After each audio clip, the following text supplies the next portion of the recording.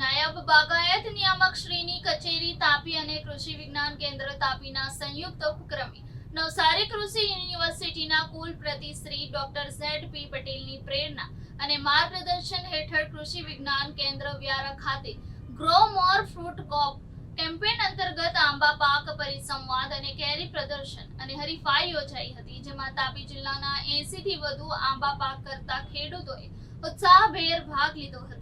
કૃષિ વૈજ્ઞાનિકો, બાગાયત અધિકારીઓએ કેરીના વાવેતરથી લઈને રોપની પસંદગી, રોગ નિવારણના પગલાઓની વિગતો આપી હતી। આ પ્રસંગે વિસ્તરણ શિક્ષણ નિયામક શ્રી નવસારીના ડોક્ટર N.M. ચૌહાણે તાપી જિલ્લાના કુદરતી વાતાવરણમાં થતા પ્રચલિત ફળ પાકો વિશે વિસ્તૃત જાણકારી આપી હતી। વધુમાં તેમણે આંબાની પ્રચલિત જાતિનો વિસ્તાર વધારવા આહવાન કર્યું હતું। વધુમાં તેમણે સૌ ખેડૂત મિત્રોને હલકા ધાન્ય પાકોની માનવ આરોગ્ય માટેના ફાયદાઓ વિશે સમજણ આપી હતી।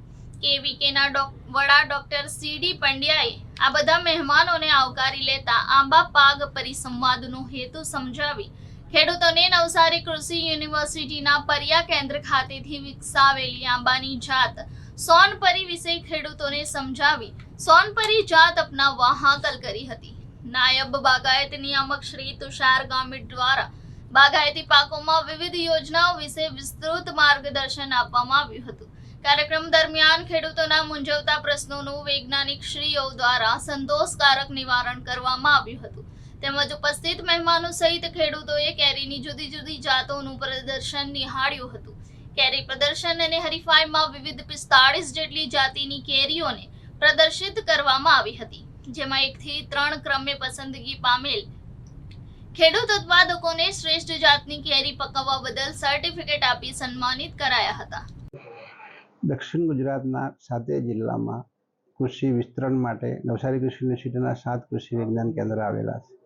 એ પૈકીનું અમારું અગ્રહરોળનું કૃષિ વિજ્ઞાન કેન્દ્ર તાપી જિલ્લાનું વ્યારા ખાતે આવેલું છે। ત્યાં કૃષિ વિજ્ઞાન કેન્દ્ર વ્યારા અને નાયબ બાગાયત નિયામકની કચેરીના સંયુક્ત ઉપક્રમે આજે તાપી જિલ્લાના કેરીની ખેતી કરતા ખેડૂતો માટે કેરી પાક પ્રદર્શન અને કેરીની વૈજ્ઞાનિક ખેતી માટેના પાક પરિસંવાદનું આયોજન અહીંયા અમારા માનનીય કુલપતિ શ્રી ડૉક્ટર ઝેડ.પી. પટેલના સાહેબના માર્ગદર્શન હેઠળ ગોઠવવામાં આવેલું છે। એમાં લગભગ તાપી જિલ્લામાં 6000 હેક્ટરથી વધારે વિસ્તારમાં કેરીનું વાવેતર થાય છે।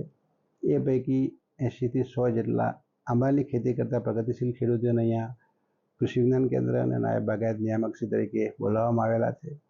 આનંદની વાત એ છે કે આપણે નવસારી અને આખું વલસાડ જિલ્લામાં જ કેરીની ખેતી થાય તેવું કહેતા હતા, પણ આજે લગભગ 45 જાતની વાવેતર તાપી જિલ્લામાં થાય છે, જે આપણે જોયું, અને 50 જેટલા ખેડૂતોએ કેરી હરીફાઈમાં ભાગ લીધેલો છે, જે બતાવે છે કે દિન પ્રતિદિન તાપી જિલ્લામાં કેરીનો વિસ્તાર વધતો જાય છે। દુનિયામાં કેરીના ઉત્પાદનમાં, એક્સપોર્ટમાં અને હોડિયામણ કમાવામાં આપણે 1 નંબર પર છે। લગભગ આપણી 58% દુનિયાનું કેરીનું એક્સપોર્ટ થાય છે એ ભારતમાંથી થાય છે, અને આપણી આફૂસ, સોનપરી, લંગડો, તોતાપુરી અને દશેરી જેવી કેરીઓ ખૂબ પ્રખ્યાત હતી, પરંતુ બદલાતા ક્લાઇમેટ અને નવી રોગજીવાતના લીધે નવસારી કૃષિ યુનિવર્સિટી એક સોનપરી કેરીની જાત ખૂબ સારી વિકસાઈ છે, જે દુનિયામાં ધમાકા મચાવવાની છે। એમાં રોગજીવાત નથી આવતી, દર વર્ષે કેરી આવે છે, અને પાક્યા પછી આખું જ એનું જે કવર છે, છોડું, એ ગોલ્ડન કલરનું થતું હોવાના કારણે અને અમારા પરિયા કેન્દ્રથી સંશોધન થયેલું હોય એ કેરીનું નામ સોનપરી જાત આપવામાં આવ્યું છે। આ વર્ષે લગભગ 5000 રૂપિયા પણ મણ ખેડૂતને મળતી નથી। એની કલમ દક્ષિણ ગુજરાતના ખેડૂતો સતારા, સાંગલી, સોલાપુર, કોલ્હાપુરથી એક નંગ 1400 રૂપિયાની કલમ નર્સરીવાળા લાવે છે। તો આપણે તાપી જિલ્લાના ખેડૂતોને વિનંતી કરીએ કે સોનપરી જાતનું વાવેતર જેટલું બને એટલું વધારે કરે।